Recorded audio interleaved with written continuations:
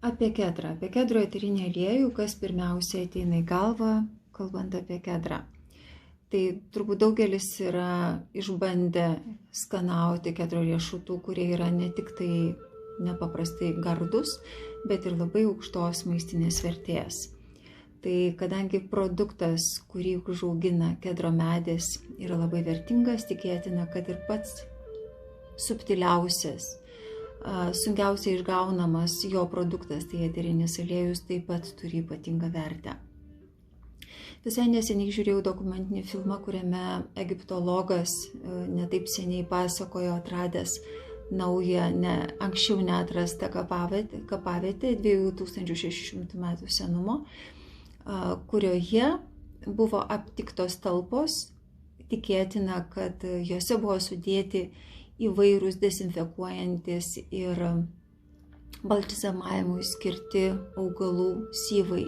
Reiškia, buvo atrastas ne kas kitas, o kedrų aliejus. Kedrų eterinis aliejus ir kedrų aliejus sunku pasakyti, bet pagal DNR tyrimus buvo suprasta, kad ten buvo kedras. Kadangi daugelį metų buvo manoma, kad balzamavimui egiptiečiai naudodavo mirą ir frankincensą visų pirma, tai šitas mitas šiek tiek buvo pakoreguotas ir tai yra gana keista, todėl kad kedras šiaip buvo importinis produktas, jį atveždavo iš Libano, artimiausia teritorija iš dabartinio Maroko, reiškia jo vertė tikrai turėjo būti ypatinga, jeigu jį naudodavo balzamavimui mirusių kūnų. Taigi dėl tos priežasties mes ir naudojame, kas žino apie aromaterapijos galią, ir naudojame kedrą tam, kad padėti savo kvėpavimo takams, esant slogai ar nemigai, ar slenkant plaukams. Kedras naudojamas ne tik tai kaip šalinantis grybelį iš folikulų, kurie tikėtina gali būti pažeisti ir dėl tos priežasties slenka plaukai. Bet kalbant apie miegą, apie tai, kad kedras iššaukia melatonino, tai yra miego hormono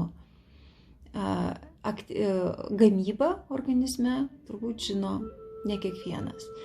Tai jeigu daugelis žino apie levandą, levandos buteliukas dažna būtų randamas miegamajame, kedras daugeliu atveju gali būti neblogesnis, o kartais gal ir geresnis pasirinkimas, ypatingai dėl tos priežasties, kad kedrą labiau myli vyrai.